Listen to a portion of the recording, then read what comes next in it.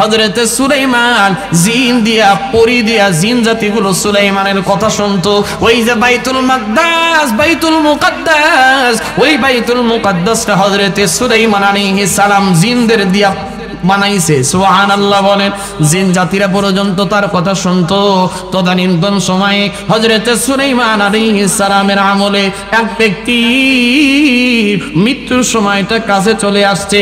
মৃত্যুটা হবে হযরতে সুলাইমান আলাইহিস সালামের ওই সময়ের একজন ব্যক্তির, ওই সময়ের একটা উম্মতের মৃত্যু লেখা আছে, কিন্তু সময় আর জায়গাটার মিল হলো একেবারে কমসে কম হলো 100 কিলোমিটার 200 কিলোমিটার এমন হবে। বড় লম্বা সময়ের ব্যবধান। হযরতে আজরাইল আলাইহিস সালামের হাতে তার জান কবজের টাইম দিয়ে দেওয়া হলো। আজরাইল আলাইহিস সালাম দেখে মাত্র তার সময় আছে 10 মিনিট, কিন্তু ব্যক্তিটা বসে আছে এখনো বাইতুল মাকদাসের ওই সুলাইমান আলাইহিস সালামের ফিলিস্তিনে। সুবহানাল্লাহ। অথচ তার মৃত্যু লেখা আছে আফ্রিকার জঙ্গলে, মৃত্যু লেখা আছে আফ্রিকার জঙ্গলে, কিন্তু ওই ব্যক্তিটা বসে আছে হযরতে সুলাইমান আলাইহিস সালামের এলাকায়। অনেক দূরের ডিফারেন্স, অনেক ডিস্টেন্স, সময়ের সাথে জায়গার কোনো মিল নাই। কিভাবে যাবে, কেমনে যাবে? তার মৃত্যুর সময় তো আর মাত্র আছে 10 মিনিট। কয় মিনিট? মৃত্যুর সময় চলে আসছে। আজরাইল আলাইহিস সালাম আল্লাহকে ডেকে বলে, মালিক, সময়ের সাথে, ব্যক্তির সাথে, জায়গার সাথে তো কোনো মিল পাওয়া যায় না। আল্লাহ বলে, একটা বার তুমি যে তোমার বিগত চেহারাটারে তার সামনে একটু দেখায় আসো, তার সামনে একটু দেখায় আসো। একটা বার শুধুমাত্র তার সামনে আসছে। আজরাইল আলাইহিস সালামের আসমানে মাথা, জমিনে তার পা। ব্যক্তিটা বাড়ির ভেতরে দাঁড়ায়া দেখে দরজার সামনে এমন একটা ব্যক্তি। কি রে, কোনদিন তো এমন মানুষ, এমন ব্যক্তির সাক্ষাৎ পাই নাই, যার মাথাটা আসমানে, জমিনের নিচে তার পাটা রাখা আছে। এত বিকট আকৃতির মানুষ, বিকট আকৃতির মানুষকে কোনদিন তো দেখি নাই। ওই মানুষটা দৌড়ায়া যায় হযরতে সুলাইমান পয়গম্বরকে ডেকে ডেকে বলতেছে, ও বাদশা সুলাইমান, আমার এলাকার ভিতরে, এই এলাকার ভিতরে আমি এমন একটা ব্যক্তি দেখছি যারে দেখে আমার দিলের ভিতরে ভয় ঢুকে গেছে। আমি যে জায়গায় যাইব ওই জায়গাতে হয়তো আমার এলাকায় সে আমারে ধরে ফেলতে পারে। আমাকে এলাকার ভিতরে আর রাখিও না, আমাকে এখনই এখান থেকে আফ্রিকার জঙ্গলে পৌঁছায়া দাও। ওই জায়গায় গেলে বুঝি আমি পাইচা যাব, আমার বুঝি কোনো রকমের ক্ষতি হবে না। কার কাছে এসে বলছে? জোরে বলে। সুলাইমান আলাইহিস সালাম বুঝতে পেরেছেন এইটা কে। হযরতে সুলাইমান বলে, তাহলে কি করব? ব্যক্তিটা ডেকে বলে, সুলাইমান, তোমার তো আল্লাহ তাআলা এমন একটা পাওয়ার দিছে, জিন পর্যন্ত তোমার কথা শুনি, বাতাস পর্যন্ত তোমার কথা শুনি। বাদশা সুলাইমানের হাতে সবসময় একটা আংটি থাকতো। কি থাকতো বলেন? আংটি থাকতো। এই আংটি দিয়ে বাদশা সুলাইমান জিনদেরকে তদারকি করতে পারতো। বাদশা সুলাইমানকে ডেকে ডেকে বলে, তোমার তো এত পাওয়ার, বাতাসটা একটু আদেশ দাও না, বাতাস যেন আমারে এখনই একটা তক্তার উপরে আরোহণ করে আমারে আফ্রিকার জঙ্গলের ভিতরে পৌঁছায়া দেয়। হযরতে সুলাইমান পয়গম্বর বলতেছে, ঠিক আছে, আমি এখনই তোমারে পৌঁছায়া দিতেছি। বাতাসকে আদেশ দিছে, তক্তার উপরে উঠাইয়া সাথে সাথে সাথে সাথে ওই মানুষটারে আফ্রিকার জঙ্গলে পৌঁছায়া দিছে। বাতাসটা পৌঁছায়া দেওয়ার সাথে সাথে আফ্রিকার জঙ্গলে যখনই পৌঁছে গেছে, মানুষটা যখনই নামছে, 1 মিনিটের ভিতরেই হযরতে আজরাইল আলাইহিস সালাম এসে তার সাথে দেখা দিয়ে দিছে। আজরাইল আলাইহিস সালাম ডেকে ডেকে বলে, আর মাত্র সময় আছে তোমার 1 মিনিট। জোরে বলেন, কয় মিনিট? মানুষটা বড় ভয় পেয়ে গেছে। ডাইকা বলে, আমি তোমার ভয়ে তো এখানে আসলাম, কিন্তু আবার তুমি কোথায় থেকে আসলা? তোমার পরিচয়টা কি আমার একটু বলো। বলে, আনা মালাকুল মাউত, আমি হলাম মৃত্যুর ফেরেশতা। তোমার সময়ের সাথে তোমার জায়গার কোনো মিল ছিল না, যার কারণে আমি আমার বিকট একটা চেহারা তোমারে দেখায়া দিছি। তুমি ভয়ে কইরা বাতাসের মাধ্যমে তুমি যেই জায়গাতে পৌঁছে গেছো, আর এই জায়গাতে তোমার এই সময় এই মিন্দা টাইমের ভিতরে তোমার মৃত্যুটা লেখা আছে। তোমার এখন আমি জানটা কবজ করবো, ওই ব্যক্তিরা ডেকে বলে, মালাকুল মাউত রে, এখানে আমার মৃত্যুটা দিও না, এখানে মৃত্যু দিলে তো আমার কোনো আত্মীয় স্বজন থাকবে না, আমার জানাজা কে পড়াবে, আমার কাফনের কাপড় কে দিবে, আমার কবরস্থ কে করাবে? বলে তোমার ভাগ্যে জানাজা নাই, তোমার ভাগ্যে কাফনের কাপড় নাই, তোমার ভাগ্যে কবরস্থ করে নাই, তুমি এখানে ইন্তেকাল করবা, তোমার লাশটাকে আফ্রিকার জঙ্গলের বাঘগুলো এসে এসে তোমার এই কামড় দিয়ে খায়া খায়া শেষ করে দিবে। এ মুসলমান, এমন তো মৃত্যু কারো হাত থেকে বাঁচতে পারবেন না, মৃত্যুর হাত থেকে কেউ বাঁচতে পারবেন না।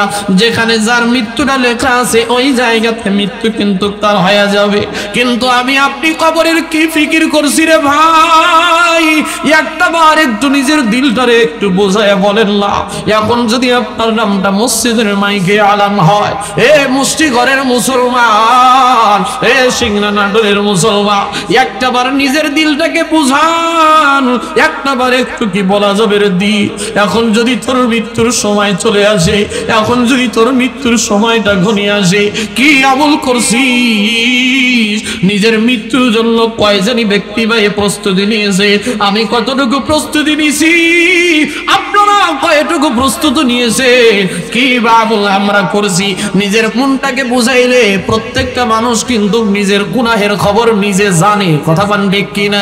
আমি কত নামাজ কাজা দিছি, আমি কত অন্যায় করেছি, দুনিয়ার কেউ যদি নাও জানে আমি কিন্তু নিজে জানি। আমি কত মানুষের অন্যায় করেছি, কত মানুষের সম্পদ নষ্ট করেছি, কত মানুষের সাথে বেইনসাফি করছি, কত না মেয়ের সাথে খারাপ আচরণ করেছি, কত না মানুষের সাথে খারাপ ব্যবহার করেছি। দুনিয়ার কোনো মানুষ যদি নাও জানে, আমি আর আপনি কিন্তু নিজের খবর নিজে জানি। এই জন্যই আল্লাহর নবী বলেন, ওয়াজিনু ক্বাবলা আন তুওয়াজিনু, হাসাবু ক্বাবলা আন তুহাসাবু। নিজের আমলনামার হিসাবটা তুমি নিজে হিসাব করো। তোমার ওই দিনের হিসাবের পূর্বে কিয়ামতের ময়দানে তোমার আমলনামা কিন্তু হিসাব করা হবে। ওই হিসাবের দিন আসার পূর্বে নিজের আমলের হিসাবটা নিজে করো, নিজের আমলনামার ওজনটা নিজে করো, নিজের আমলের ওজন নিজে করো। আল্লাহর নবী বলেন, সাল্লু ক্বাবলা আন তুসাল্লু, নামাজ পড়ো, নামাজ পড়ো। যেই দিন তোমার পূর্বে নামাজ পড়া হবে, যেই দিন তোমার উপরে নামাজ পড়া হবে, যেই দিন তোমার উপরে নামাজ পড়া হবে। মুসলমান একটু বলেন তো, আমাদের উপরে নামাজ পড়ে কোন দিন, আর ওই নামাজটার নাম কি? كيف تكفرون بالله وكنتم أمواتا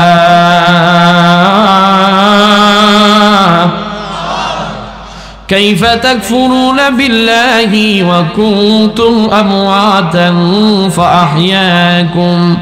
আল্লাহ বলেন, দুনিয়ার মানুষ রে, কেমন করে তুমি ওই রবের নাফরমানি করো, কেমন করে তুমি ওই রবের সাথে নাফরমানি করো। ওয়া কুনতুম আমওয়াতা, অথচ তুমি ছিলা মৃত, তোমার কোনো নাম ছিল না, তোমার কোনো গন্ধ ছিল না। তোমাকে আমি আল্লাহ হায়াত নামক জিন্দেগি দিয়া, আমওয়াতা ফাআহইয়াকুম, আমি আল্লাহ হায়াত নামক জিন্দেগি দিয়া তোমার দুনিয়াতে পাঠাইয়া দিয়েছি। আমাদেরকে পাঠাইছেন কে? আমাদের হায়াত দাতা কে? আমাদের মউত দাতা কে?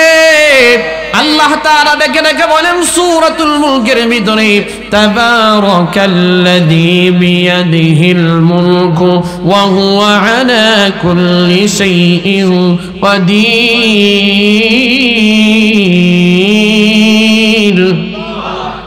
الذي خلق الموت والحياة ليبلوكم أيكم أحسن عملا وهو العزيز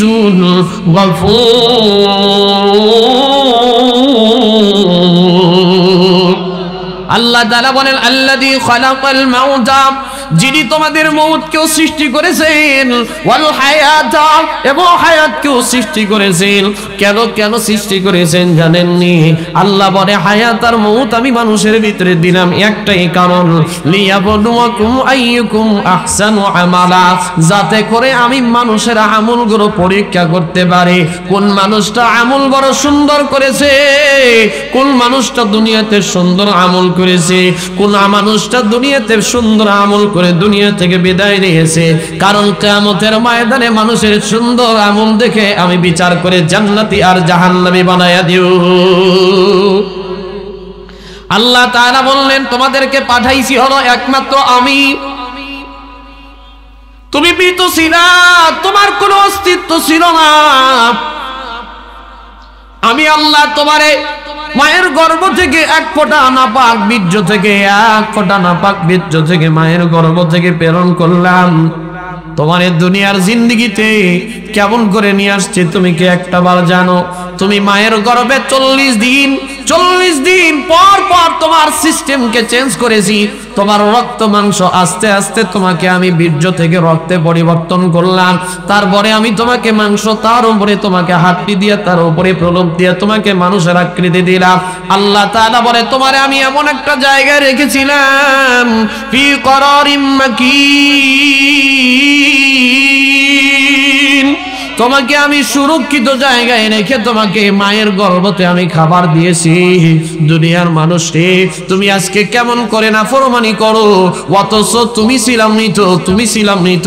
আমি আল্লাহ তোমারে চাইলে দুনিয়াতে মৃত অবস্থায় পাঠায় দিয়া তোমাকে প্রথম দিনেই কবরস্থ করে দিতে পারতাম।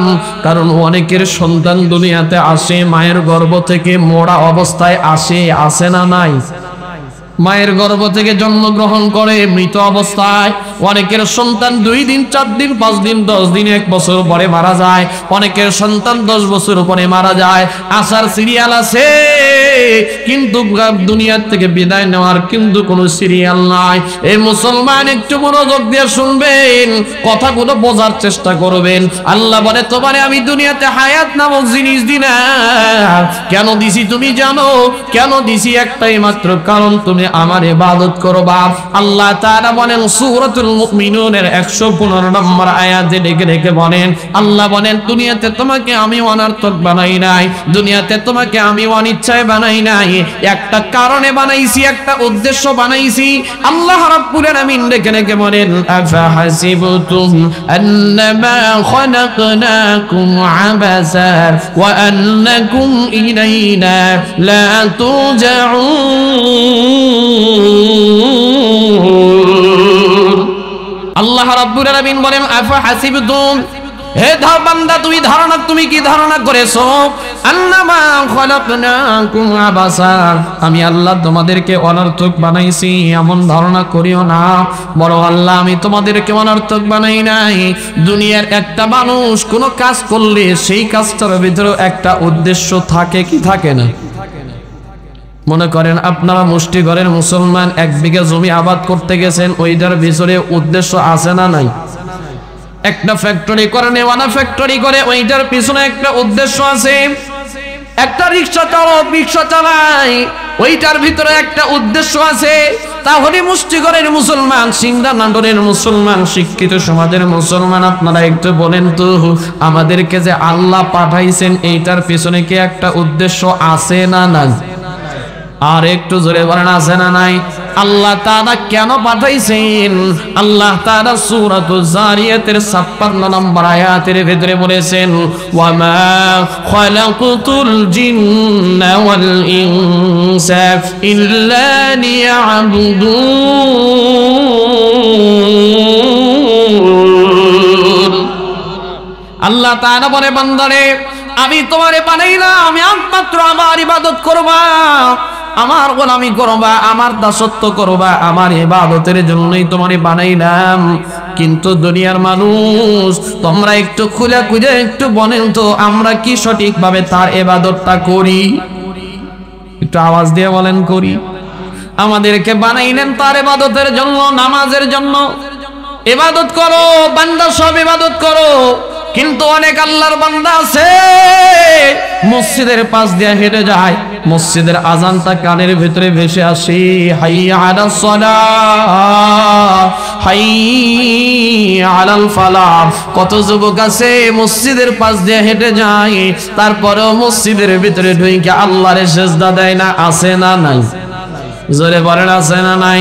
অথচ আল্লাহ বলে, বান্দারে তোমারে আমি আল্লাহ কত দয়া করে বানাইছি, তোমারে আমি আল্লাহ কত মায়া করে বানাইছি জানো, তোমাকে আমি আল্লাহ কত সুন্দর করে বানাইছি। আল্লাহ রাব্বুল আলামিন সূরাতুত তিনের ভিতরে বলেন একে একে 5টা কসম খাইছেন। ওয়াত্তিন ওয়াজ্জাইতুন ওয়াতুরি সিনিন ওয়া হাদাল বালাদিল আমিন।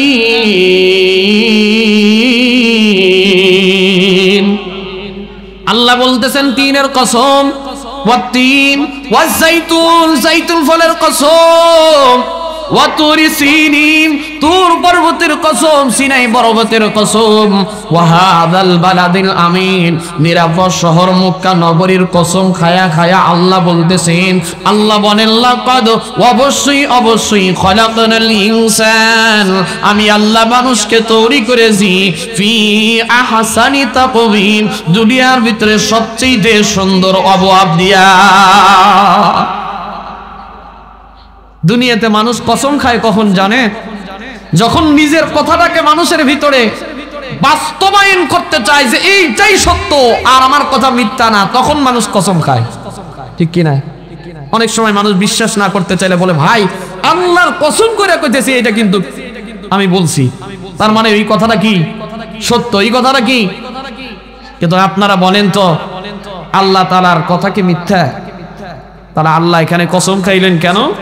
কারণ হলো মুফাসসিরিন ইকরামরা বলে আল্লাহ কসম খেয়েছে এই মানুষ জাতির গুরুত্ব বুঝাইছেন কসম খায়া, যে এই মানুষ জাতির গুরুত্ব আমি আল্লাহ তাআলার কাছে অনেক বেশি অনেক বেশি, এই মানুষকে আমি আল্লাহ সবচেয়ে সুন্দর করে পৃথিবীতে বানাইছি।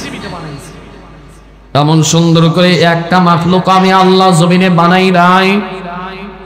আল্লাহ রাব্বুল আলামিন অন্যত্র আয়াতের ভিতরে বলেন ওয়া লাকাদ কাররামনা বানি আদম ওয়া হামালনাহু ফিল বাররি ওয়াল বাহরি ওয়া রাযাকনাহুম মিনাত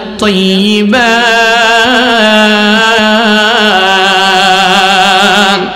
আল্লাহ বলে মানুষে আমি তোমার এত সুন্দর করে বানাইছি, দুনিয়ার সবগুলো নিয়ামতগুলো তোমার জন্য আমি দিয়ে দিলাম, তুমি যেদিকেই তাকাইবা তুমি আমার নিয়ামতগুলো পাইবা, যেদিকেই তাকাইবা তুমি আমার নিয়ামতগুলো তাই পাইবা।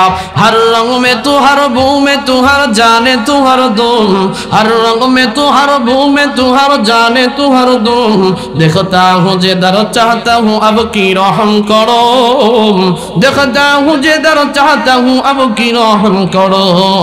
अच्छा মানুষ বলো দেখি রাত্রি কেন কালো, পশু পাখি আচ্ছা মানুষ বলো দেখি রাত্রি কেন কালো, চাঁদ সূর্য কোথা হতে পাইলো এত আলো, পশু পাখি কয় না কথা মানুষ কেন কয়, বলো বলো বলো এসব কেমন করে হয়, ফুলগুলি নানান রঙের কেমন করে হয়, পাতাগুলি সবুজ বটে ফুলের মতো নয়। আচ্ছা মানুষ বাস করে ভাই এই দুনিয়ার রঙে, গাছের গাছের পাতা আর চেহারা মিলে না কারোর সঙ্গে, আর মিলে না কথার ধরন আঙ্গুলের টিপ, আর মিলে না কথার ধরন আঙ্গুলের টিপ, আল্লাহ তাআলা একজন আছে প্রমাণ হলো ঠিক। আল্লাহ তাআলা বলে বান্দারে দুনিয়াতে যেদিকে তাকাইবা সব দিকে আমি তোমার জন্য নিয়ামত রাইখা দিয়েছি, তুমি ডানে তাকাও আমার নিয়ামত, বামে তাকাও আমার নিয়ামত, তুমি আমার নিয়ামতই একটা অস্বীকার করতে পারবা না। সূরাতুর রহমানের ভিতরে আমার আল্লাহ ডেকে ডেকে বলেন ফাবি আইয়ি আলাই রাব্বিকুমা তুকাযযিবান।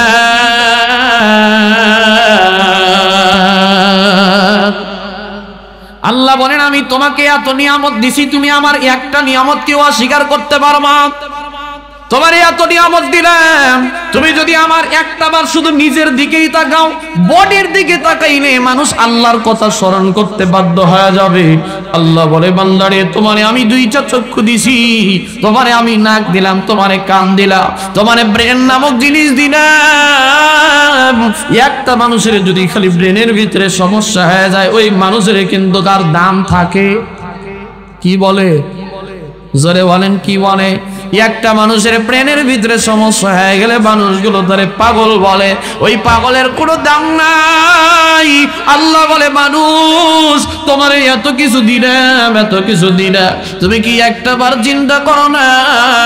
তুমি কি একটা বার চিন্তা করো না আল্লাহ তাআলা কেন দিল আমাদেরকে?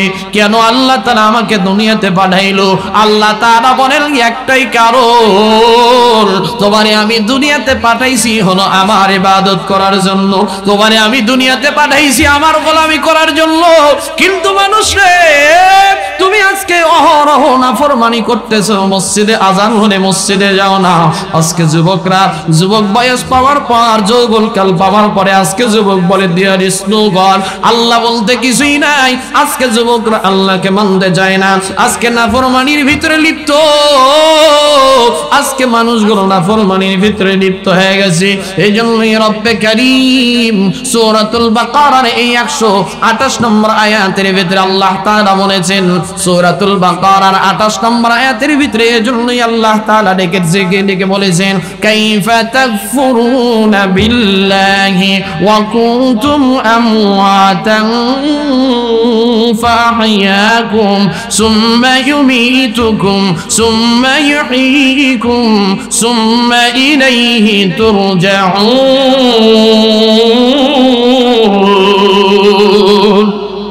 কার কথা? জোরে বলেন না কার কথা? আল্লাহ তাআলা এই জন্যই মানুষদেরকে বলে, বান্দারে তুমি কেমন করে নাফরমানি করতেছো, অথচ আমি আল্লাহই তো তোমার সব দিছি।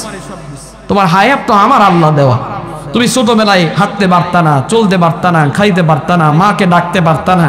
আমি আল্লাহ তোমারে মুখের ভিতরে কথা দিলাম, আমি আল্লাহ তাআলা তোমার হাতের ভিতরে শক্তি দিলাম, আমি আল্লাহ তাআলা তোমার পায়ের ভিতরে হাঁটার মতো শক্তি দিলাম, তোমার চোখের ভিতরে আমি আল্লাহ পাওয়ার দিলাম, তোমার কানের ভিতরে আমি আল্লাহ তাআলা শ্রবণ শক্তি দিয়ে দিলাম, আমি আল্লাহ তাআলা তোমার কথার ভিতরে জিহ্বার ভিতরে কথা বলার শক্তি দিয়ে দিলাম।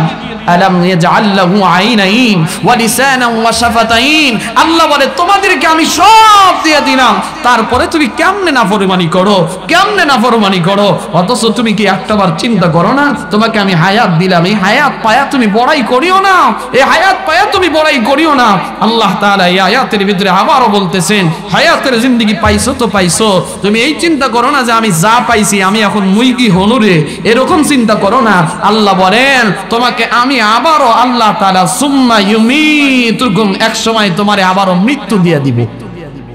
কি দিবেন? জোরে বলেন। মৃত্যু দিয়ে দিবে। তুমি যত বড় ব্যক্তি হও না কেন, তোমার পান পাখিটা বের হয়ে গেলে তোমার সুঠাম দেহ জমিনের ভিতরে পড়ে থাকবে, একটা মানুষও তোমারে আর দাম দিবে। তুমি বড় নেতা হয়েছো, বড় ব্যক্তি হয়েছো, টাকাওয়ালা, কত ক্ষমতাওয়ালা, কত পাওয়ারওয়ালা, আল্লাহ বলে তোমার দেহের ভিতর থেকে খালি প্রাণ পাখিটা বের হয়ে চলে আসবে, তোমার আর কোনো পাওয়ার থাকবে? জমিন থেকে যখন অনেক সময় ছোট ছোট বাচ্চাগুলো আকাশের ভিতরে ঘুড়ি উড়ায়, ঘুড়িগুলো উঠতেই থাকে, উঠতেই থাকে, উঠতেই থাকে, উঠতেই থাকে, যত ঢিল দেওয়া হয় তত উপরে উঠে, কিন্তু সুতা ধরে যখন নিচে পিছনে টান দেওয়া হয়, সন্ধ্যাবেলায় যখন টান দেয় ওই ঘুড়িগুলো উপরে। এখন যদি বলে যে আমি আর আসবো না, কাম হবে নাকি আসতে হবে? কথা বলেন। ঘুড়ি তখন আসতেই হবে। এই জন্য ক্ষমতার বাহাদুরি করে কোনো লাভ নাই, টাকার বাহাদুরি করে কোনো লাভ নাই, যৌবনের বাহাদুরি করে কোনো লাভ নাই। অল্পখানি হায়াতের জিন্দেগি পাইছো, আল্লাহ বলে বান্দারে এমন একটা সময় তোমার প্রাণ পাখিটা আমি টান দিব, সুম্মা ইউমীতুকুম, তোমাকে মৃত্যু দিয়ে দিব, মৃত্যু দিয়ে দিব, তোমাকে কবরের বাসিতে আসতে হবে। তুমি এই কবরের বাড়িতে আসলে আবার চিন্তা করিও না মারা গেছি তো গেছি, আর তো কোনো চিন্তা নাই।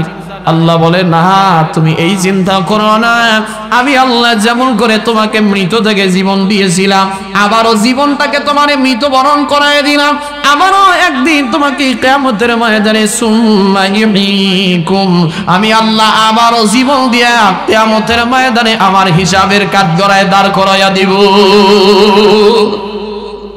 দাঁড়ানো লাগবে কিনা বলেন সবাই, লাগবে কিনা? আল্লাহ রাব্বুল আলামিন এজন্যই কোরআনুল কারীমের ভিতরে বলেন, বান্দারে তোমার তো কোনো অস্তিত্বই ছিল না।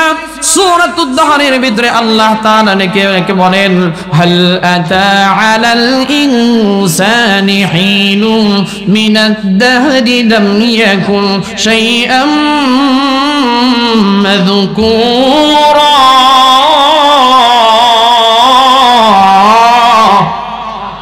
আল্লাহ বলে বান্দা তুমি একটাবার চিন্তা করো, হাল আতা আলাল ইনসানি হিনুন মিনাদ দাহরি, এমন একটা সময় তোমার অতিবাহিত হয়ে গেছে, লাম ইয়াকুন শাইআম মাযকুরা, তুমি জমিনের ভিতরে কোনো উল্লেখিত বস্তু ছিল না, তোমার কোনো নামও ছিল না, গন্ধ ছিল না। আজকে থেকে একটাবার চিন্তা করেন, আজ থেকে 200 বছর আগে আমার আপনার নামের কোনো অস্তিত্ব ছিল? আজ থেকে 1000 বছর পূর্বে আমাদের বাড়ি গাড়ি এলাকার কোনো অস্তিত্ব ছিল না। আজ থেকে 200 বছর পূর্বে আমার কোনো অস্তিত্ব ছিল না। আল্লাহ তাআলা অনিস্তিত্ব থেকে আমাদেরকে অস্তিত্ব দিয়েছেন, আমাদের মৃত থেকে হায়াত দিয়েছেন। আবারও আমাদের একদিন সময়কে মৃত্যুবরণ করা লাগবে কি লাগবে না? এই জন্যই আল্লাহ রাব্বুল আলামিন সূরাতুল আনকাবুত আয়াত নম্বর 57 আল্লাহ তাআলা এই আয়াতের ভিতরে ডেকে ডেকে বলেন কুল্লু নাফসিন যায়িকাতুল মাউত সুম্মা ইলাইনা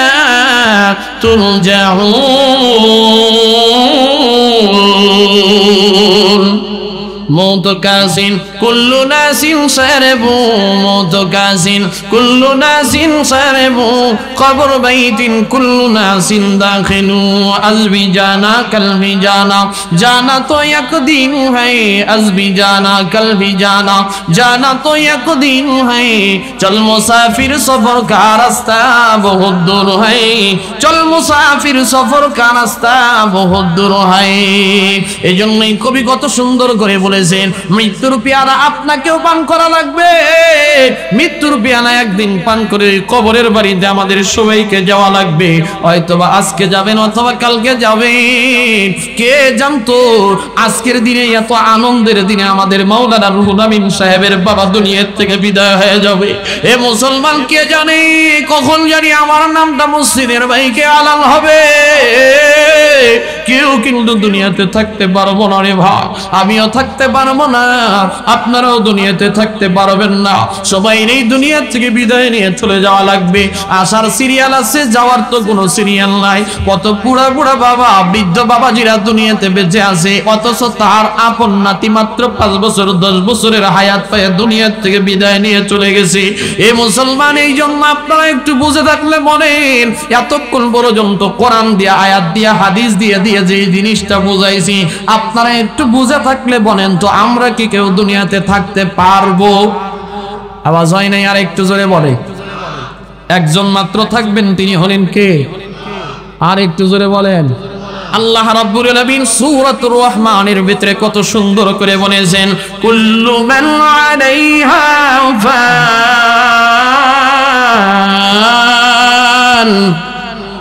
ويبقى وجه ربك ذو الجلال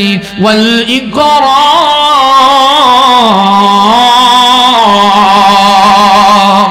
पहाड़े फारे जाएगी जमी पर जलजला होगा, पहाड़े फारे जाएगी जमी पर जलजला होगा। मोहम्मद तख्त पर होगी अदालत पर खुदा होगा, मोहम्मद तख्त पर होगी अदालत पर खुदा होगा। ये दुनिया किसी रबे ना रे भाई, এই দুনিয়া সব ধ্বংস হয়ে যাবে, আমিও থাকবো না, আপনিও থাকবেন না। এই দুনিয়াতে কিয়ামত শুরু হয়ে যাবে। আল্লাহ তাআলা এই জন্যই বলেছেন সূরাতুল জিলজালের ভিতরে কত সুন্দর করে আল্লাহ তাআলা বলেন ইজা যুলজিলাতিল আরদু জিলজালাহা ওয়া আখরাজাতিল আরদু আসকালাহা ওয়া ক্বালাল ইনসানু মা লাহা। আল্লাহ বলেন কেউ থাকবে না, এই দুনিয়ার সব ধ্বংস হয়ে যাবে, আমাকেও চলে যাওয়া লাগবে, আপনাকেও চলে যাওয়া লাগবে। এখন আসেন মুসলমান, একটা বার নিজের মনকে একটু জিজ্ঞাসা করেন, একটা বার নিজেকে মৃত্যুর খাটিয়ায় একটা বার স্মরণ করে দেখেন মনে করেন যে এখন আপনার নামটা মসজিদের মাইকে আলান হয়ে গেল, আপনার নাম আজরাইলের হাতে দিয়ে দেওয়া হলো। আল্লাহ তাআলা ডেকে ডেকে বলল, এই মুহূর্তে এই সেকেন্ডের ভিতরে ওই মুষ্টিগড় গ্রামের অমকের সন্তান ওকে নিয়ে আসো। এই মুহূর্তে আপনার নামটা ঘোষণা করা হলো। আজরাইল আলাইহিস সালাম এসে বুঝি আপনার কাছে সময় চাইবে, কথা কয় না, আইসা মনে হয় আবার ফিরত যাবে, না যাক এ বড় ক্ষমতাধর ব্যক্তি, আরে নেওয়ার দরকার নেই, কথা কয় না। যদি মনে করেন যে 10 বিঘা জমি সিংড়া থানা থেকে একেবারে পৌরসভার ভিতর থেকে লিখে দেন যে ভাই এটা নিয়ে আমাদের তো ভাগ, কাম হবে, কথা কয় না, কোনো কাজ হবে, কোন রকমের কাজ হবে না। যত বড়ই ব্যক্তি হন না কেন, যত ক্ষমতাধর ব্যক্তি হন না কেন, ওই ফেরাউন, নমরুদ, হামান, কারুন, সাদ্দাত দুনিয়াতে ছিল, যাদের টাকার কোনো অভাব ছিল না। কারণের এত সম্পদ ছিল, যার সম্পদ বহন করার জন্য 40টা খালি উট লাগতো তার চাবি বহন করতে।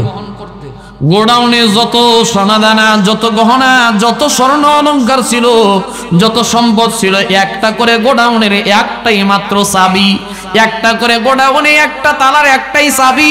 ওই গোডাউনের চাবি বহন করার জন্য 40টা উট লাগতো। তাহলে বুঝি আমাদের একজন এমপির মতো খালি টাকা ছিল, কথা কয় না। তার মানে আমাকে বাংলাদেশকে 20 বার কিনা নিবে এমন কোটি কোটি টাকার সম্পদ ছিল, মিলিয়ন বিলিয়ন ট্রিলিয়ন ট্রিলিয়ন টাকার সম্পদ, সম্পদের মালিক তারা ছিল। কিন্তু এই ফেরাউন বাঁচতে পারে নাই, কারুন বাঁচতে পারে নাই, সাদ্দাত বাঁচতে পারে নাই। হামান, কারুন কই গেল রে? এত ক্ষমতাধর ব্যক্তি তোরা আজকে কই গেলি? এত টাকার মালিক হওয়ার পরেও, সম্পদের মালিক হওয়ার পরেও তারাও কিন্তু থাকতে পারে নাই। সুতরাং এখনো যদি আমরা কেউ বলি আমরা 40 বছর বাঁচবো, 50 বছর বাঁচবো, 60 বছর বাঁচবো, আমাদের ওই কথার কোনো ভ্যালু আছে? জোরে বলেন আছে। এই জন্য মুসলমান একটা বার চিন্তা করেন, আজরাইলের হাতে যখন আপনার নামটা উঠবে, আজরাইলের হাতে যখন নামটা এসে যাবে, আজরাইল যখন আপনার সামনে চলে আসবে, আল্লাহ তাআলা কোরআনুল কারীমের ভিতরে বলেছেন, সুম্মা ইযা জাআ আজালুহুম লা ইস্তাখিরুনা সাআতাও ওয়া লা ইস্তাকদিমুন। আল্লাহ বলে যখন যার মৃত্যুর ঘন্টা বেজে যাবে, 1 সেকেন্ড পূর্বে মৃত্যু হবে না, 1 সেকেন্ড পরেও তার মৃত্যু হবে না। যখনই মৃত্যুর সময়টা চলে আসবে তখনই তার মৃত্যু হবে। ছোট্ট একটা ঘটনা আপনাদেরকে শোনাই। মিশকাতুল মাসাবিহির ভিতরে একটা ছোট্ট হাদিস আছে, যে হাদিসের মাথাতে মিশকাতুল মাসাবিহ মুসান্নিফ একটা ঘটনা নিয়ে আসছে, সূরার ভিতরে একটা ঘটনা আসছে। আল্লাহর নবীজি হাদিস বলেন, ইযা কাদাল্লাহু লিআবদিন আইয়ামুতা বিআরদিন জাআলা লাহু ইলাইহি হাজাতান। আল্লাহর নবী বলেছেন, যেই জায়গাতে যার মৃত্যু যেখানে লেখা আছে, একটু মনোযোগ দিয়ে শোনার চেষ্টা করেন, যেই জায়গাতে যেখানে যার মৃত্যু যেই সময়টা লেখা আছে, কোনো না কোনো প্রয়োজনে আল্লাহ তাআলা তারে সেখানে পৌঁছায়া দিবেনই দিবেন। কথা কোন ঠিক কিনা? যদি আপনার মৃত্যু লেখা থাকে নাটোরে, আপনি গাড়ি ভাড়া করে আপনি নিজে যাবেন নাটোরে, কথা কম।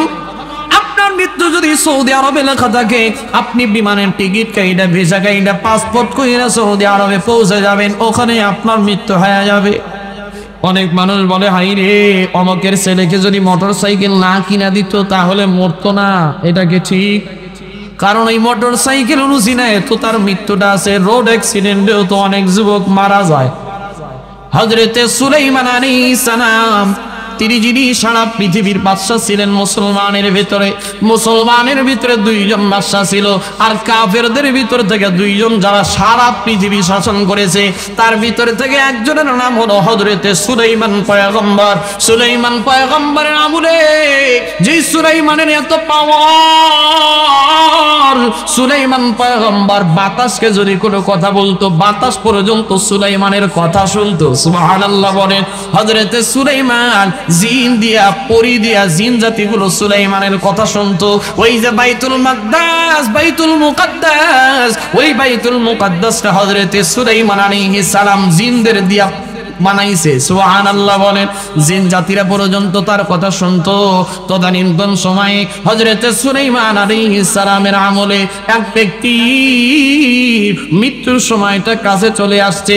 মৃত্যুটা হবে হযরতে সুলাইমান আলাইহিস সালামের ওই সময়ের একজন ব্যক্তির, ওই সময়ের একটা উম্মতের মৃত্যু লেখা আছে, কিন্তু সময় আর জায়গাটার মিল হলো একেবারে কমসে কম হলো 100 কিলোমিটার 200 কিলোমিটার এমন হবে। বড় লম্বা সময়ের ব্যবধান। হযরতে আজরাইল আলাইহিস সালামের হাতে তার জান কবজের টাইম দিয়ে দেওয়া হলো। আজরাইল আলাইহিস সালাম দেখে মাত্র তার সময় আছে 10 মিনিট, কিন্তু ব্যক্তিটা বসে আছে এখনো বাইতুল মাকদাসের ওই সুলাইমান আলাইহিস সালামের ফিলিস্তিনে, সুবহানাল্লাহ।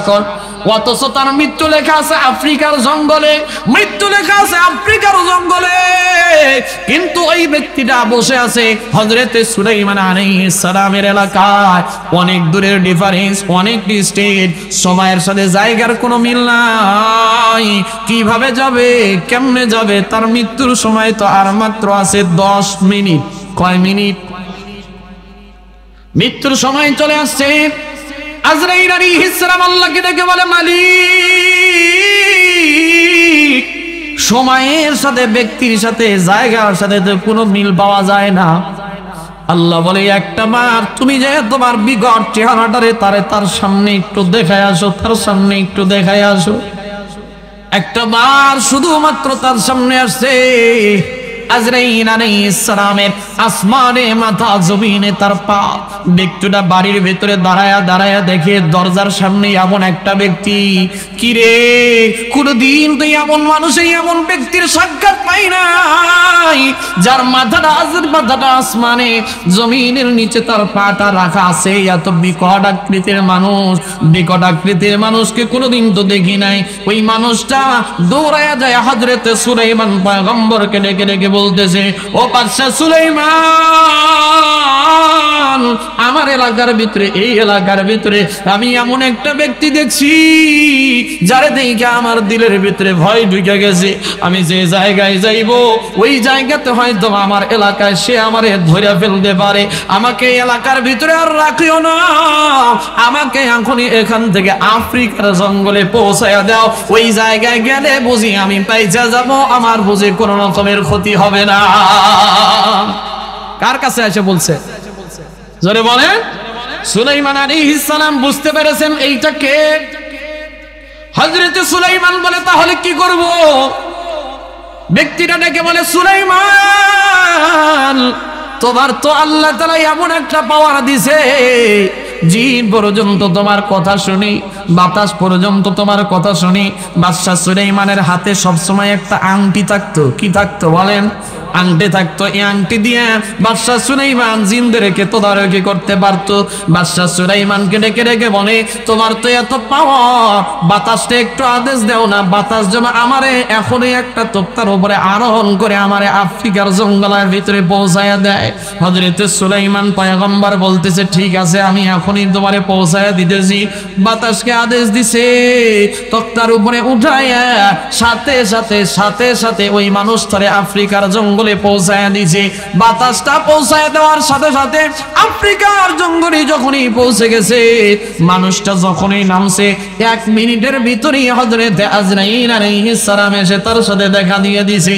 আজরাইল আলাইহিস সালাম ডেকে ডেকে বলে, আর মাত্র সময় আছে তোমার 1 মিনিট। জোরে বলেন, কয় মিনিট? মানুষটা বড় ভয় পেয়ে গেছে। ডাইকা বলে, আমি তোমার ভয়ে তো এখানে আসলাম, কিন্তু আবার তুমি কোথায় থেকে আসলা? তোমার পরিচয়টা কি আমার একটু বলো। বলে, আনা মালাকুল মাউত, আমি হলাম মৃত্যুর ফেরেশতা। তোমার সময়ের সাথে তোমার জায়গার কোনো মিল ছিল না, যার কারণে আমি আমার বিকট একটা চেহারা তোমারে দেখায় দিছি। তুমি ভয়ে কইরা বাতাসের মাধ্যমে তুমি যেই জায়গাতে পৌঁছে গেছো, আর এই জায়গাতে তোমার এই সময় এই মিন্দা টাইমের ভিতরে তোমার মৃত্যুটা লেখা আছে। তোমার এখন আমি জানটা কবজ করবো, ওই ব্যক্তিরা ডেকে বলে, মালাকুল মাউত রে, এখানে আমার মৃত্যুটা দিও না, এখানে মৃত্যু দিলে তো আমার কোনো আত্মীয় স্বজন থাকবে না, আমার জানাজা কে পড়াবে, আমার কাফনের কাপড় কে দিবে, আমার কবরস্থ কে করাবে? বলে তোমার ভাগ্যে জানাজা নাই, তোমার ভাগ্যে কাফনের কাপড় নাই, তোমার ভাগ্যে কবরস্থ করে নাই, তুমি এখানে ইন্তেকাল করবা, তোমার লাশটাকে আফ্রিকার জঙ্গলের বাঘগুলো এসে এসে তোমার এই কামড় দিয়ে খায়া খায়া শেষ করে দিবে। এ মুসলমান, এমন তো মৃত্যু কারো হাত থেকে বাঁচতে পারবেন না, মৃত্যুর হাত থেকে কেউ বাঁচতে পারবেন না। যেখানে যার মৃত্যুটা লেখা আছে ওই জায়গাতে মৃত্যু কিন্তু তার হয়ে যাবে। কিন্তু আমি আপনি কবরের কি ফিকির করছি রে ভাই? একটা বার একটু নিজের দিলটারে একটু বোঝায় বলেন না।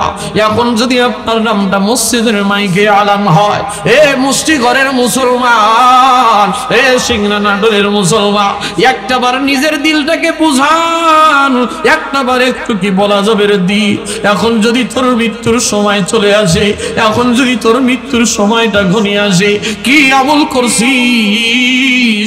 নিজের মৃত্যুর জন্য কয়জনই ব্যক্তি ভাই প্রস্তুতি নিয়েছে? আমি কতটুকু প্রস্তুতি নিয়েছি, আপনারা কয়টুকু প্রস্তুতি নিয়েছে? কি বা আমল আমরা করছি? নিজের মনটাকে বুঝাইলে প্রত্যেকটা মানুষ কিন্তু নিজের গুনাহের খবর নিজে জানে। কথা পান ঠিক কিনা? আমি কত নামাজ কাজা দিছি, আমি কত অন্যায় করেছি, দুনিয়ার কেউ যদি নাও জানে আমি কিন্তু নিজে জানি। আমি কত মানুষের অন্যায় করেছি, কত মানুষের সম্পদ নষ্ট করেছি, কত মানুষের সাথে বেইনসাফি করছি, কত না মেয়ের সাথে খারাপ আচরণ করেছি, কত না মানুষের সাথে খারাপ ব্যবহার করেছি। দুনিয়ার কোনো মানুষ যদি নাও জানে, আমি আর আপনি কিন্তু নিজের খবর নিজে জানি। এই জন্যই আল্লাহর নবী বলেন, ওয়াজিনু ক্বাবলা আন তুওয়াজিনু, হাসাবু ক্বাবলা আন তুহাসাবু। নিজের আমলনামার হিসাবটা তুমি নিজে হিসাব করো। তোমার ওই দিনের হিসাবের পূর্বে কিয়ামতের ময়দানে তোমার আমলনামা কিন্তু হিসাব করা হবে। ওই হিসাবের দিন আসার পূর্বে নিজের আমলের হিসাবটা নিজে করো, নিজের আমলনামার ওজনটা নিজে করো, নিজের আমলের ওজন নিজে করো। আল্লাহর নবী বলেন, সাল্লু ক্বাবলা আন তুসাল্লু, নামাজ পড়ো, নামাজ পড়ো। যেই দিন তোমার পূর্বে নামাজ পড়া হবে, যেই দিন তোমার উপরে নামাজ পড়া হবে, যেই দিন তোমার উপরে নামাজ পড়া হবে। মুসলমান একটু বলেন তো, আমাদের উপরে নামাজ পড়ে কোন দিন, আর ওই নামাজটার নাম কি? আলহামদুলিল্লাহ, উত্তর দিতে পারছেন। তার মানে আমাদের উপরে একদিন নামাজ পড়া হবে, আমাদেরকে মুদ্রার মতো লেখায় দেওয়া হবে খাটের ভিতরে রাইখা। যখন আপনার নামটা মসজিদের মাইকে আলান হবে, এমন আজকেও তো ঘোষণা হয়েছে, আজকে ঘোষণা হয়েছে রুহুল আমিনের বাবা দুনিয়াতে নাই। আপন মানুষ যত কিছুই হোক না কেন, তার জন্য কিন্তু আমার আপনার নামটা ঘোষণা হয়ে গেলে, আমার আপনার নামে হয়তোবা চৌগ্রাম বাজারে যায়, অথবা পাওটা বাজারে, একডালা বাজারে যায়, আমার আপনার জন্য কাপড়ের কাপড় কিন্তু কিনে নিয়ে আসবে। কথা মান ঠিক কিনা? আমার আপনার আপন মানুষ কাপড়ের কাপড়গুলো কিনে নিয়ে আসবে। আমার আপনার জন্য বড়ই পাতার গরম পানি জ্বলায়া টকবক টকবক করে গরম পাতার গরম পানিগুলো জ্বলবে। আর এমন কেউ কি বলবে? একটু জোরে বলেন। সন্তান মারা গেলে মা যত আপনই হোক না কেন, মাও কিন্তু 3 দিন লাগে না। স্ত্রী মারা গেলে যত আপনই হোক না কেন, স্বামী কিন্তু 2 দিন লাশটা রাখবে না। স্ত্রী মারা গেলে স্বামীও রাখে না। স্বামী মারা গেলে যত ভালোবাসার স্ত্রী হোক না কেন, 2 দিন কিন্তু লাশটা রাখে না। দুনিয়াতে সন্তানের জন্য এত মায়া, এত সন্তানের জন্য ভালোবাসা, যেই সন্তানের জন্য ভালোবাসাতে আজকে নামাজ কাজা দেয়, যেই স্ত্রীর ভালোবাসাতে আজকে কামাই করতে করতে গায়ে আল্লাহর নাফরমানি করতেছেন রে ভাই, ওই স্ত্রী কিন্তু আপনার রাখবে না, ওই সন্তান পর্যন্ত রাখবে না। আপনার নামে মসজিদের মাইকে আলান হয়ে গেলে জানাজার নামাজের জন্য কত মানুষ আসবে, আবার কত মানুষ বলবে, না রে অমকের ভাইটা অমকটা বড় ভালো ছিল, আজকে দুনিয়ার থেকে বিদায় হয়ে গেল। অনেকে হয়তো বা ফেসবুকের ভিতরে এই স্ট্যাটাস দিবে, অমক বন্ধু অমকের সাথে আমার কত আচরণ ছিল, কত বন্ধুত্ব ছিল, আজকে দুনিয়ার থেকে বিদায় হয়ে গেল। সময়ের ব্যস্ততার দোহাই দিয়ে কেউ জানাজার নামাজে আইসা হাজির হবে না, এমন মানুষও আছে না? না, জোরে বলেন আছে না নাই? কত মানুষ ব্যস্ততার দোহাই দিবে রে ভাই, কত মানুষ হয়তো বা জানাজার নামাজে আসবে, জানাজার নামাজটা পড়ে 3 মুষ্টি মাটি পর্যন্ত দেওয়ার সময় হবে না, বলবে আমার অনেক কাজ আছে, আমার অনেক কাজ আছে। এ মুসলমান, আপনারা ওই কবরের বাড়িতে রেখে আসবে আপনার আপন মানুষগুলো, ওই জানাজার খাটিয়া বহন করে আপনার লাশটা যখন নিয়ে যাবে, আপনার কবরে যখন নামাবে, কবরের ভিতরে নামায়া নামায়া, আপনার কবরের ভিতরে নামায়া আপনার মুখটাকে কিবলার দিকে করে দিবে, 3খানা কাপড় দিয়ে চকলেটের মতো পেঁচানো বান্দা পর্যন্ত খুলে দিবে, আপনারে বলবে বিসমিল্লাহি ওয়া ফি সাবিলিল্লাহি ওয়া আলা মিল্লাতি রাসূলিল্লাহ, এরকম করে বইলা বইলা আপনার কবরের ভিতরে রেখে চলে আসবে। ওই কবরওয়ালা মনে করবে আমার সাথে 3টা মানুষ বুঝে যাবে, কিন্তু না না, কিছুক্ষণ পরে একটা মানুষ লাফ দিয়ে উঠে যাবে, তারপরে আরেকটা মানুষ লাফ দিয়ে উঠে যাবে, তারপরে আরেকটা মানুষ লাফ দিয়ে উঠে যাবে, আপনার আমার কবরের উপরে বাঁশগুলো দিয়া দিয়া দিয়া দিয়া সাজায় দেওয়া হবে। এতক্ষণ পর্যন্ত দুনিয়ার চেহারা দেখছি, কিন্তু বাঁশগুলো দিয়া দিয়া যখন রেখে দেওয়া হবে আর কিন্তু দুনিয়ার চেহারা দেখতে পারবো না। কিছুক্ষণ পরে বাঁশের উপরে চাটাইগুলো দিয়ে দেওয়া হবে, চাটাইগুলো দিয়ে দিয়া মানুষগুলো পাড়ায়া পাড়ায়া দোয়া পড়তে পড়তে মাটি দিয়া দিবে, মিনহা খালাকনাকুম ওয়া ফিহা নুঈদুকুম ওয়া মিনহা নুখরিজুকুম তারাতান উখরা। আমারে আপনার এই কবরে রেখে আসবে রে ভাই, ওই কবরে একটা বার চিন্তা করে যদি আমার আপনার আমল না থাকে, ওই কবর আমাদের জন্য কি মুআমালা করবে। আল্লাহর নবী বলেন আল কবরু রাউযাতুম মিন রিয়াজিল জান্নাহ আও হুফরাতুম মিন হুফারিন নার। ওই কবরটা কারোর জন্য হয়ে যাবে জান্নাতের টুকরা, ওই কবর কারোর জন্য হয়ে যাবে জাহান্নামের গর্ত। ও মুষ্টিঘরের মুসলমান, একটা বার কি চিন্তা করেছেন ওই কবরে যদি গুনাহ নিয়ে যান, কবরের মাটিগুলো এক পজরের মাটিগুলো আর এক পজরে চাপ দিবে। আল্লাহর নবী বলছেন কবরে যদি গুনাহ নিয়ে যায়, এ বান্দা কবরে গুনাহ নিয়ে আইসো না। আল্লাহর নবী বলেন কবরে গুনাহগার বান্দার কবরের ভিতরে এত আযাব হবে, ওই কবরটার সাথে সাথে হয়ে যাবে জাহান্নামের গর্ত। কবরের ভিতরে দাউ দাউ করে আগুনগুলো জ্বলা শুরু করে দিবে, কবরের ভিতরে সাপ বিচ্ছুগুলো দিয়ে ভরায় দিবে, 99টা সাপ দিয়ে কবরকে ভরায় দিবে। কত মানুষের কবরের ভিতরে আযাবগুলো দেখা যায়, কত মানুষের কবরের ভিতরে আযাবগুলো দেখা যায়। ওই যে সিরাজগঞ্জের সত্য একটা ঘটনা আপনাদেরকে বলে দিই, এ মুসলমান, সিরাজগঞ্জের ভিতরে কিছুদিন পূর্বে একটা মানুষ দুনিয়ার থেকে ইন্তেকাল করলো। একটা সেটেলমেন্টের অফিসার উনি ডাক দিয়ে বলে ভাই রে, সেটেলমেন্টের অফিসারের কাছে কয়েকজন লোক আসছে ঘুষ দেওয়ার জন্য। ঘুষ দিয়ে বলে স্যার আমাদের একটা বড় কাজ করে দেওয়া লাগবে, যত টাকা দরকার আপনারে দিব, আপনি কোনো টেনশন করিয়েন না। স্যারটা ডাক দিয়া বলে বাবা রে, তোমরা যদি আমারে লক্ষ লক্ষ টাকার বান্ডিলও দাও কোন রকমের কাজ হবে না, কারণ আমার কাছে কবরের হিসাব আছে। লোকগুলো ডেকে বলল স্যার, যেই বাংলাদেশে একটা ছোট্ট পুলিশ অফিসার পর্যন্ত একটা সিগারেট পর্যন্ত ঘুষ খায়, একটা সিগারেট পর্যন্ত ঘুষ খায়, সেই দেশে আপনি কেন এত লক্ষ টাকার বান্ডিল ঘুষ নিতে চান না গো স্যার? কেন নিবেন না? আর কিসেরই বা আপনার কাছে কবরের হিসাব আছে একটু বলেন না। স্যারটা ডাক দিয়া বলে বাবা রে, কিছুদিন পূর্বে আমার এক ভাইয়ের আর ভাই সিরাজগঞ্জের ভিতরে দুনিয়ার থেকে বিদায় হয়ে গেল। আমি নিজেও ভাইয়ের আর ভাইয়ের জানাজার ভিতরে গিয়েছিলাম। আমার ভাইয়ের আর ভাই একটা কাজ করতো, তিনি ছিল কসাই। দুনিয়ার ভিতরে 2 প্রকারের ব্যক্তি আছে যারা ব্যবসার ভিতরে লেনদেন কম করে। এক প্রকারের ব্যক্তি আছে ওজনে বড় কম দেয়, আর এক প্রকারের ব্যক্তি আছে ওজনে খালি বেশি নেয়। এক প্রকারের ব্যক্তি আছে ওজনে বড় কম দেয়, তারা হলো গোস্ত আর মাছ ব্যবসায়ী। কত কয় না? আর একটা ওজনে সব সময় খালি বেশি নেয়, তারা হলো ধানের ব্যবসায়ী। কত কয় না? কিন্তু সবাই কিন্তু এক না, অনেকে আছে তবে আগে কিন্তু এইটা বেশি হইতো, এখন একটু হলেও কম হয়, কারণ এখন মিটার চলে আসছে। তারপরে অনেক সময় মিটারের ভিতরে দুর্নীতি করে। ওই স্যারটা ডেকে ডেকে বলে, বাবা রে, আমার ভাইয়ের ভাই গুস্তের ব্যবসা করতো, কসাই ছিল। আমার ভাই কিছুদিন পূর্বে দুনিয়ার থেকে ইন্তেকাল করলো। আমি আমার ভাইয়ের জানাজার নামাজে উপস্থিত হয়েছিলাম। নিজে আমি আমার ভাইটাকে কবরের ভেতরে নামাইয়া দিছি। কবরের ভেতরে নামানোর পরে মাটি দেওয়ার আসার পরে দেখি আমার পকেটের ভিতরে একটা দামি কাগজ নাই, এবং আমার মোবাইল ফোনটা নাই, আমার কিছু মোটা অঙ্কের টাকা ছিল, এইগুলোও নাই। আমি চিন্তা করলাম কোথায় গেল। পরবর্তীতে আমার স্মরণ হলো এই টাকা পয়সাগুলো হয়তো বা কাগজগুলো কবরের ভিতরে নেমে গেছে। কাগজের টাকাটা বড় দরকার ছিল না, কাগজটা বড় দরকার, কাগজটা বড় আমার কাছে বড় গুরুত্বপূর্ণ। আমি ইমাম সাহেবকে ডেকে ডেকে বললাম, হুজুর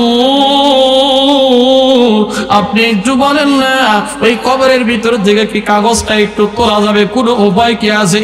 হুজুর বলে, যেহেতু 40টা মিনিটও কবর দেওয়া হয় নাই, 40 মিনিট পর থেকে লাশের পরিবর্তন শুরু হয়ে যায়, 40 মিনিট পর থেকে লাশগুলো ফাটা শুরু হয়, 40 মিনিট পরে লাশগুলোর পরিবর্তন শুরু হয়ে যায়, 6 দিনে তার নখগুলো খসে যায়, 40 দিনে মাথার চুলগুলো খসে খসে পড়ে, পেটগুলো ফেটে ফেটে 40 ঘন্টার ভিতরে পেটগুলো ফেটে ফেটে চলে যায়, পোকার খাদ্য হয়ে যায়। যেহেতু 40টা ঘন্টা এখনো হয় নাই, আপনি একটু যান, যায় তাড়াতাড়ি করে কবরের ভিতর থেকে কাগজটা উঠাই আনতে পারবেন। সেটেলমেন্টের অফিসার ডেকে ডেকে বলে, আমি 2-3টা লোক নিয়ে কবরের পাশে কোদাল নিয়ে গেলাম, যায় যখনই কবরটাকে ফাঁক করেছি, কোদাল দিয়ে যখনই মাটিগুলো সরাইছি, বাঁশগুলো সরাইয়া দিলাম, সরাইয়া দিয়ে আমি কবরের ভিতরে একটা টর্চ লাইট ধরেছি, ধরার সাথে সাথে দেখি 3.5 হাত কবর, আর কবর নাই, কবরটা বিশাল প্রশস্ত জায়গা হয়ে গেছে। সেটেলমেন্টের অফিসার বলে, শুধু বিশাল জায়গায় হয় নাই, কবরের ভিতর থেকে কর্মর কর্মর করে আওয়াজ আসতেছে। কবরের ভিতরে টর্চ লাইটটা ধরে দেখি 40টা মিনিটের ভিতরে তার পুরা গোশত গুলো টুকরা টুকরা করে কবরের চারপাশে রেখে দেওয়া হয়েছে। কিসের আমি কাগজ নিব? জমিনের ভিতরে আমি অজ্ঞান হয়ে পড়ে গেলাম। মানুষগুলোর সাথে সাথে কবরগুলো বন্ধ করে দিল। উনি ডেকে ডেকে বলে, ভাই রে, ওই কবরের আযাবকে তোমরা তো দেখো নাই, আমি নিজের চোখে কবরের আযাবটা দেখেছি, এই জন্য আমার কাছে কবরের খবর আছে। দুনিয়ার টাকা পয়সার ঘুষ দিয়ে আমার কোনো লাভ হবে না। এই জন্য মুসলমান, ওই কবরে কিন্তু আমাকেও আপনাকেও যাওয়া লাগবে রে ভাই। কি নিয়ে যাবেন, কিসের আমল আছে আল্লাহ? ওই কবরের ফিকিরে নবীর সাহাবীরা কত কান্নাকাটি করছে। ওই কবরের ফিকিরে হযরত আবু বকর কাঁদতো, ওই কবরের ফিকিরে হযরত ওমর কাঁদতো, ওই কবরের ফিকিরে হযরত ওসমান চোখের পানিগুলো ফলায়া ফলায়া কাঁদতো। হযরত ওসমান চোখের পানিগুলো ফলায়া দিত। কবরের পাশে যখনই যাইতো, হযরত ওসমানের চোখ দিয়ে পানিগুলো বের হয়া হয়া হযরত ওসমান রাদিয়াল্লাহু তাআলা আনহুর দাড়ি মোবারকগুলো ভেসে যাইতো। মানুষগুলো ডেকে ডেকে বলতো, ভাই উসমান, কেন আপনি কবরের ফিকিরে এত কাঁদেন, কেন এত আপনি বেশি কাঁদেন?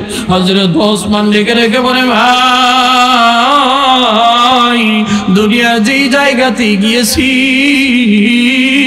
সব জায়গাতেই মানুষ পাওয়া যায়। বাজারে গেলে মানুষ পাওয়া যায়, মসজিদে গেলে মানুষ পাওয়া যায়, বাড়িতে গেলে স্ত্রী সন্তান পাওয়া যায়, কিন্তু কবর এমন একটা জায়গা, যেই কবরের পাশে গেলে কোনো মানুষ পাওয়া যায় না, যেই কবরের ভিতরে কোনো মানুষ থাকবে না, বাতি থাকবে না, সাথী থাকবে না, কবরটা বড় অন্ধকার ঘর। এই জন্যই আমার নবী বলেছেন, কবর প্রতিনিয়ত মানুষগুলোকে ডাইকা ডাইকা বলে, আনা বাইতুল গুরবা, আনা বাইতুল ওয়াহদা, আনা বাইতুদ দুদ। আমি কবর বড় একাকির জায়গা, আমি কবর বড় একাকির ঘর, আমি কবর বড় অন্ধকারের ঘর, আমি কবর বড় সাপ বিচ্ছুর ঘর, আমি কবর বড় পোকামাকড়ের ঘর। এই কবরে যদি কেউ আসো, দুনিয়ার কোনো ক্ষমতা নিয়ে আইসো না, এই কবরের ভিতরে কোনো ক্ষমতা চলবে না, এই কবরের ভিতরে টাকার কোনো বড়াই চলবে না, এই কবরের ভিতরে একটা জিনিসই চলবে, ওই জিনিসটার নাম হলো আমল।